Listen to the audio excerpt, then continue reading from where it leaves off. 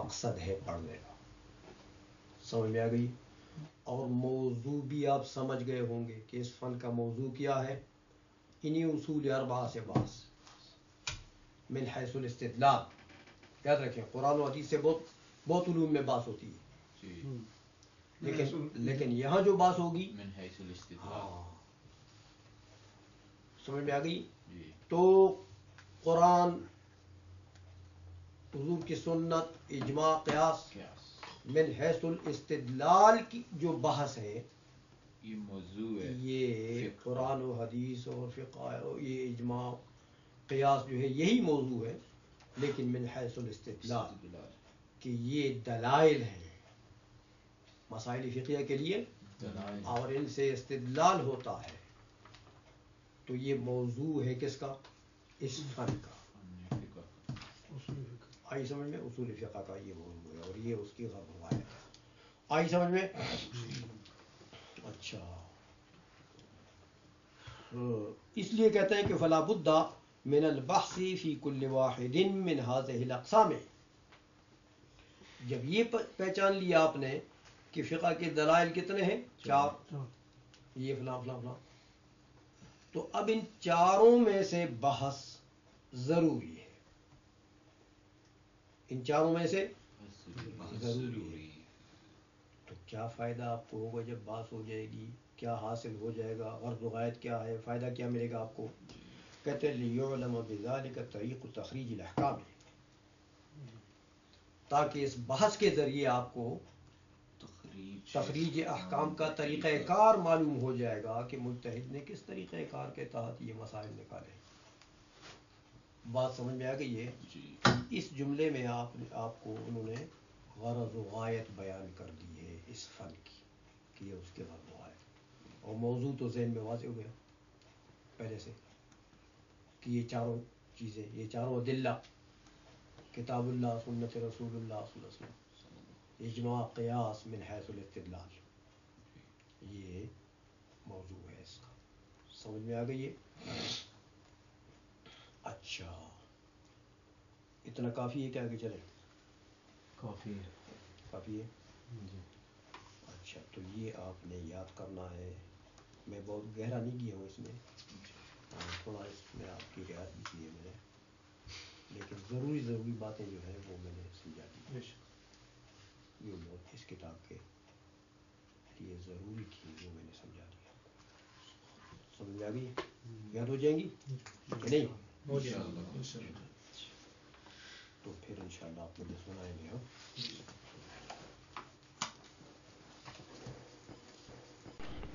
بسم اللہ الرحمن الرحیم.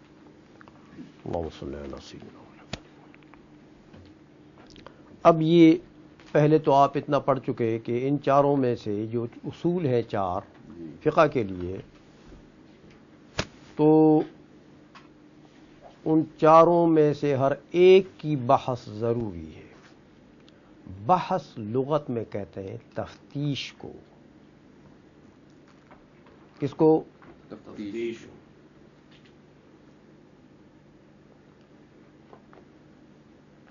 سمجھ میں آ گئی ہے؟ تفتیش. یہ پولیس والے نہیں تفتیش کرتے،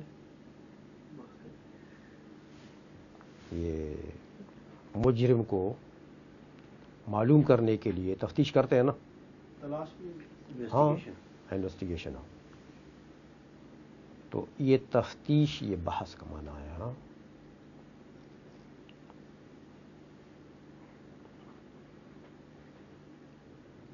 تو اب بحث ضروری ہے، یعنی ہر ایک کی تفتیش اور تحقیق ضروری ہے کہ گہرائی تک انسان پہنچے. تفتیش کے ذریعے سے گہرائی تک پہنچتا ہے نا انسان. صحیح مجرم جو ہے اس کو معلوم کر کے ہاتھ ڈال دیتے ہیں. یہی ہے، چاہے کتے کے ذریعے چاہے انسان کے ذریعے. لیکن وہ تفتیش کرتے ہیں، ہر آلے کو، ہر طریقہ کار کو وہ استعمال کرتے ہیں. تو اسی طرح یہاں پر کہتے ہیں کتاب اللہ کی بھی بحث ضروری ہے تاکہ ہم حقائق تک پہنچیں. حضور کی سنت سے بھی بحث ضروری ہے، اجماع کی بحث بھی ضروری ہے، قیاس کی بات بھی ضروری ہے. تو آپ کو اتنا پتہ لگ گیا ہے اجمالی طور پر کہ اس کتاب کے اندر 4 بحثیں ہیں بس. اس کتاب کے اندر کتاب اللہ کی بات ہے، حضور کی سنت کی بات ہے، اجماع اور قیاس کی بات ہے. اس لیے کہتے ہیں کہ البحث الاول. جب مباحث 4 ہیں تو پہلی بحث جو ہے، پہلی تحقیق، پہلی تفتیش جو ہے وہ فی کتاب اللہ تعالی. سمجھ میں آ گئی؟ البحث الاول فی کتاب اللہ تعالی. البحث الاول ترکیب میں کیا واقع ہے؟ پھر کیا بنے گا؟ صفت موصوف مل کے مبتدا. Very good. فی کتاب اللہ کیا بنے گا؟ کیسے خبر بنے گی؟ یہ فی 4 حرف جار اور کتاب اللہ یہ مل کر مجرور جار ہو جائے گا. اور اس طرح جار مجرور متعلق کتاب اللہ تعالی. اللہ اور تعالی کی کیا ترکیب ہے؟ اللہ اور تعالی کی کیا ترکیب ہے؟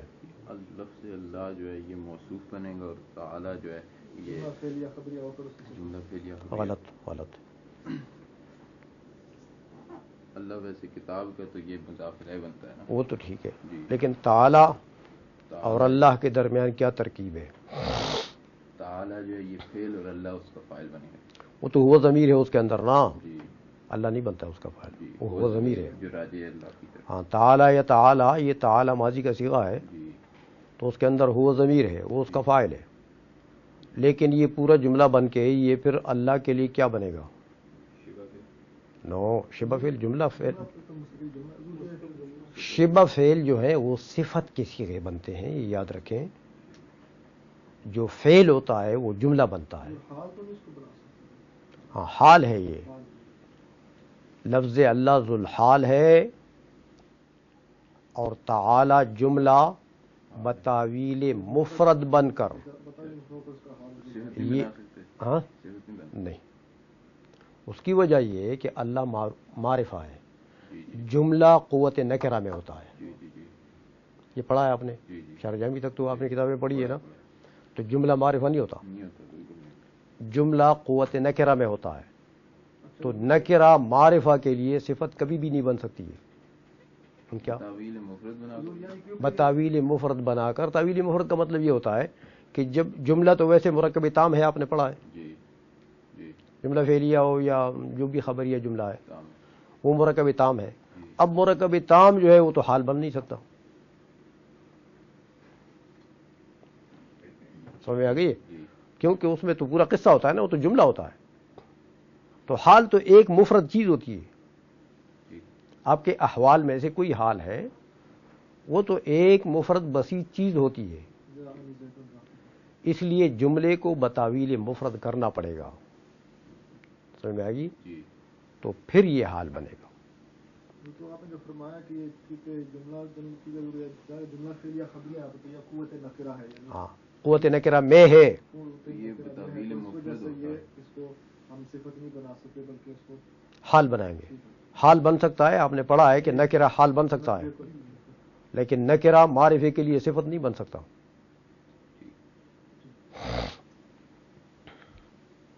یہ اچھا ہوا میں نے پوچھ لیا، ورنہ تو آپ تو بڑی غلطی میں پڑے ہوئے تھے.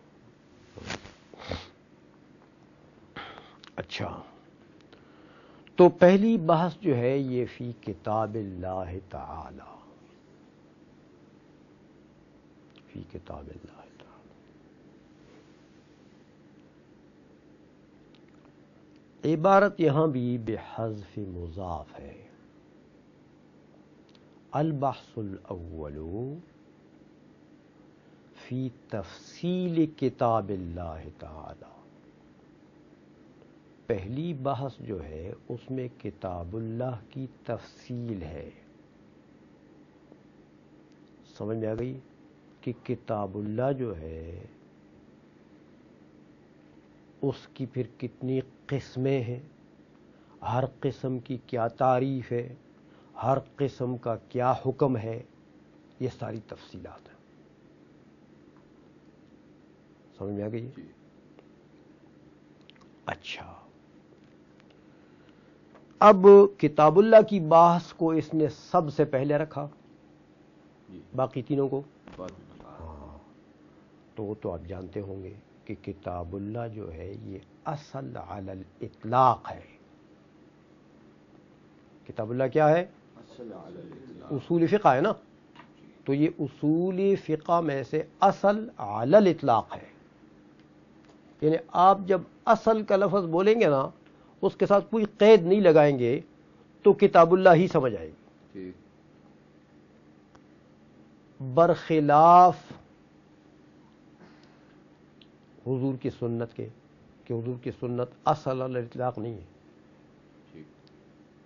حضور کی سنت کا ارجاع کیا جائے گا کتاب اللہ کی طرف، کتاب اللہ کے اگر موافق ہے تو اصل ہے، کتاب اللہ کے اگر مخالف ہے تو اصل نہیں ہے۔ لوگوں نے حدیثیں تھوڑی گھڑی ہیں، تو ہر حدیث کو تو ہم اصل نہیں ٹھہراتے، وہ تو علماء نے چنی ہے، کہتے 5 لاکھ احادیث ایسی ہیں جو اصول ہیں، احکام کے لیے اصول ہیں۔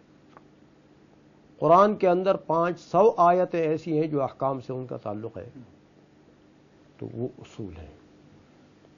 تو لیکن یاد رکھیں قرآن پورا اصل ہے، یہ تو احکام سے جو آیات متعلق ہیں ان کی بات ہے۔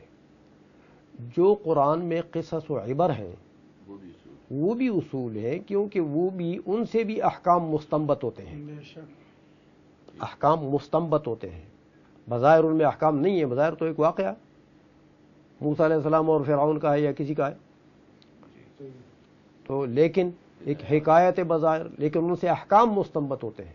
صرف ایک حرف سے حروف معنی پر پھر احکام اسی قصص سے ہاں، سمجھ میں آ گئی بات ہو؟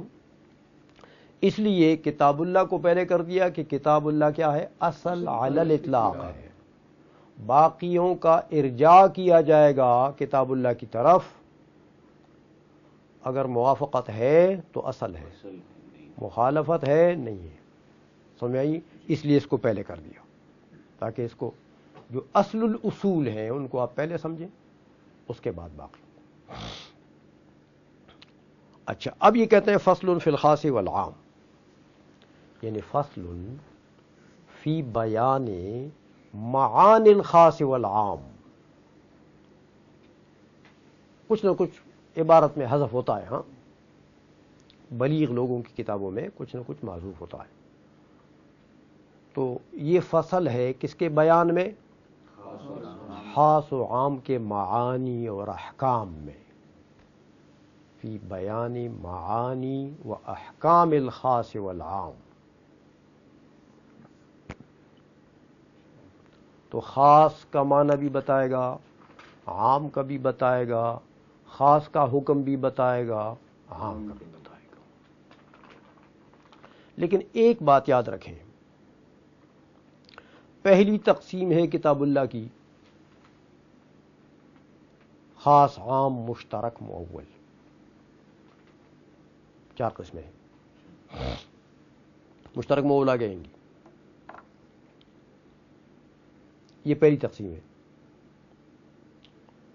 لیکن یہ ایک بات یاد رکھیں کہ یہ جو 4 قسمیں ہیں، خاص عام مشترک مؤول، تعریفیں تو یہ کریں گے، لیکن تعریف ایسی کریں گے کہ کتاب اللہ کے ساتھ خاص نہ ہو جائے، کلام عربی، فارسی، پشتو، اردو، پنجابی، ہاں ہر زبان میں یہ خاص اور عام اور مشترک اور مؤول پائے جاتے ہیں، تو تعریف ایسی نہیں کریں گے جو صرف کتاب اللہ کے خاص پر صادق آئے یا صرف کتاب اللہ کے عام پر صادق آئے، بلکہ تعریف یہ ایسی کریں گے کہ دنیا بھر میں جدھر خاص عام کہیں بھی ہے، کسی بھی زبان میں، کسی کتاب میں، کسی بھی زبان کی کتاب میں، ان سب پر یہ بولا جائے، صادق آ جائے۔ اس لیے اس میں تعریفوں میں یاد رکھیں ادب کا لحاظ بھی نہیں رکھیں گے، جو کتاب اللہ کا ادب کیا جاتا ہے، ادب کے الفاظ بولے جاتے ہیں کتاب اللہ سے متعلق، ان الفاظ کا یہاں پر لحاظ نہیں رکھا جائے گا، کیونکہ یہ تو عام کی تعریف ہے. سمجھ میں؟ کوئی کتاب اللہ کے ساتھ خاص تو نہیں ہے. ہاں کتاب اللہ کا خاص بھی آ جائے گا اس میں، کتاب اللہ کا عام بھی آ جائے گا اس میں، لیکن ایسا نہیں کہ تعریف خاص کی ایسی کریں کہ خاص کو بالکل خاص کر دیں کتاب اللہ کے ساتھ، ایسا نہیں ہوگا. تعریف عام ہوگی، جو دنیا کی کسی کتاب میں آپ کو خاص ملے، کسی زبان میں آپ کو خاص ملے، وہ سب پر صادق آئے گی. اس لیے کہتے ہیں فصل فی بیان معانی و احکام الخاص والعام فالخاص. جب یہ اس میں عام و خاص کا بیان ہوگا تو ایک یاد رکھیں بات، 4 قسمیں ہیں، چاروں میں سے انہوں نے خاص اور عام کو ایک فصل میں ذکر کیا اور اکٹھا کر دیا، فی الخاص والعام. سمجھ آئی؟ اس لیے پھر خاص کو پہلے کر دیا، عام کو بعد میں کر دیا. دونوں کو اکٹھا تو اس لیے کر دیا کہ دونوں خاص اور عام جو ہیں یہ دونوں مشترک ہیں، دونوں مشترک ہیں، ان کے اندر اشتراک پایا جاتا ہے. ایک تو آپ دیکھیں کہ دونوں جو ہے وہ گویا کہ لفظ موضوع کی قسم ہے. عام کے لیے جو لفظ ہوتا ہے وہ بھی لفظ موضوع ہوتا ہے، خاص کے لیے بھی جو لفظ ہوتا ہے وہ بھی لفظ موضوع ہوتا ہے. سمجھ آئی؟ دوسری بات یہ ہے کہ احناف کے نزدیک حکم میں بھی مشترک ہیں. احناف کے نزدیک خاص بھی قطعی ہے اور عام بھی غیر مخصوص الباز قطعی ہے، تو حکم میں بھی مشترک ہیں. اس لیے ان دونوں کو اکٹھا کر دیا. خاص کو پہلے کر دیا اس لیے کہ خاص کا حکم جو ہے احناف کے نزدیک وہ اتفاقی ہے، باقی ائمہ بھی اس کے اوپر متفق ہیں کہ خاص کا حکم کیا ہے کہ یہ قطعی ہے، برخلاف عام کے کہ عام کے حکم میں ائمہ کا اختلاف ہے. امام شافعی فرماتے ہیں کہ عام ظنی ہے، ہر عام ظنی ہے. ہم کہتے ہیں ہر عام ظنی نہیں ہے، وہ عام ظنی ہے جو مخصوص الباز ہو، جن سے بعض افراد نکالے گئے. پیچھے جو عام رہتا ہے وہ ظنی ہے. ہاں باقیوں میں وہ قطعی ہے، جو نکل گئے وہ نکل گئے، باقیوں میں وہ قطعی ہے، وہ ظنی نہیں ہے. تو امام شافعی فرماتے ہیں نہیں، ان میں بھی ظنی، بلکہ وہ تو امام شافعی رحمۃ اللہ کا تو ایک قاعدہ ہے، وہ فرماتے ہیں وما من عام الا وقد خص منه البعض. کوئی عام ایسا ہے ہی نہیں جو مخصوص الباز نہ ہو. اس لیے پھر وہ عام مطلق عام کو ظنی کہتے ہیں کہ ہر عام جو بھی عام ہے بس وہ مخصوص الباز ہے، کوئی نہ کوئی فرد اس کا نکلا ہوا ہے. تو بہرحال یہاں پر عام کو بعد میں رکھا کہ خاص کا حکم قطعی ہے، اتفاقی ہے، اس پر اتفاق ہے، عام کے حکم میں اختلاف ہے. سمجھ میں آ گئی؟ آگے آ رہا ہے. دونوں لفظ موضوع کے لیے ہاں لفظ موضوع کے اقسام ہیں، لفظ موضوع کے ابھی آ رہا ہے. تو تعریف کر رہے ہیں اب فل خاص، فا تفصیلیہ ہے، ہاں تفریعیہ بھی کہتے ہیں اس کو. پس خاص یعنی خاص کی تفصیل شروع ہو گئی ہے کہ اس کی تعریف کیا ہے. خاص پہلے تعریف کہتے خاص جو ہے لفظ وضع لمعنى معلوم او لمسمى معلوم على الانفراد. یہاں تک خاص کی تعریف ہے. خاص ایسا لفظ ہے جس کو وضع کیا گیا ہو کسی معنی معلوم کے لیے یا کسی مسمى معلوم کے لیے، لیکن اس کی وضع جو ہو وہ علی الانفراد ہو، علی الشمول نہ ہو. اب سمجھیں بات. لفظ جو ہے یہ تو جنس ہے بھائی. تعریفات میں جنس فصل ہوتی ہے نا، جی جی مجازی جنس فصل. حقیقی جنس فصل یہ نہیں ہوتی. حقیقی جنس فصل وہ ہے جو حیوانات میں پائی جاتی، ان کو مجازی کہتے ہیں. تشبیہ ہوتی ہے عموم خصوص میں ان کے ساتھ.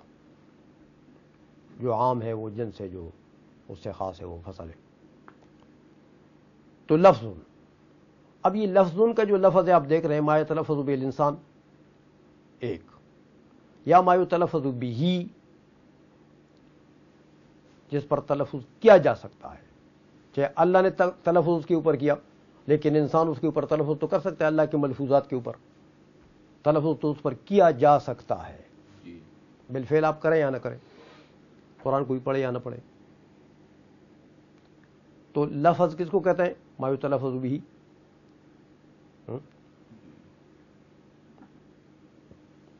اب یہ خاص میں بھی پایا جاتا ہے، خاص بھی لفظ ہے. عام میں بھی پایا جاتا ہے، عام بھی لفظ ہے. مشترک میں بھی پایا جاتا ہے، وہ بھی لفظ ہے. مؤول میں بھی پایا جاتا ہے، وہ بھی لفظ ہے. لہذا یہ لفظ کیا ہوا؟ جنس. محمل بھی لفظ ہوتا ہے، موضوع بھی لفظ ہوتا ہے. جسقن کیا ہے؟ وہ لفظ ہے نا. ما یتلفظ به تو ہے نا جسق، لیکن اس کا کوئی معنی ہے؟ کسی معنی کے لیے وضع ہے؟ نہیں. سمجھ میں آ گئی ہے؟ تو یہ لفظ جو ہے یہ محمل کو بھی شامل ہے، موضوع کو بھی شامل ہے، خاص کو بھی شامل ہے، عام کو بھی شامل ہے، مشترک کو بھی شامل ہے، مؤول کو بھی شامل ہے. لہذا یہ جنس. وضع لمعنى، وضع لمعنى، یہ پورا جملہ یہ دیکھیں اب صفت موصوف بنے گا. یہ لفظ الموصوف نکرہ ہے، اور وضع پورا جملہ اس کے لیے، پورا جب جملہ بن جائے گا تو اس کے لیے صفت بن جائے گا. نکرے کے لیے جملہ صفت واقع ہو سکتا ہے لیکن معرفی کے لیے نہیں. وضع لمعنى، جس کی وضع ہو کسی معنی معلوم کے لیے. تو مطلب یہ ہوا کہ جو لفظ موضوع ہے جس کی کسی معنی معین معلوم معین کے لیے یا کسی مسمى معین کے لیے وضع ہو تو لفظ موضوع ہو گیا نا، اس کی وضع ہو گئی نا. واضع نے وضع آپ پڑھ چکے ہیں کہ وضع کس کو کہتے ہیں؟ تخصیص اللفظ بالمعنی. سمجھ میں آ گئی ہے کہ ایک لفظ کو خاص کر دیا جاتا ہے واضع کی طرف سے معنی کے ساتھ یا اپنے مدلول کے ساتھ. معنی اس کا مدلول ہی ہوتا ہے، مقصود ہی ہوتا ہے. سمجھ میں آ گئی ہے؟ تو اب جو الفاظ موضوع نہیں ہے، محمل ہیں، وہ نکل گئے، وہ خاص نہیں ہو سکتے. سمجھ میں آ گئی ہے؟ اچھا، پھر معنی کو مقید کر دیا معنی معلوم، معین معنی کے لیے. معین تو دیکھیں اگر اس میں تعیین نہیں ہے، معین نہیں ہے، تو پھر بھی وہ خاص یعنی عام ہے. تعیین نہیں ہے، کوئی چیز بھی اس سے مراد، کوئی فرد بھی اس سے مراد ہو سکتا ہے. سمجھ میں آ گئی ہے؟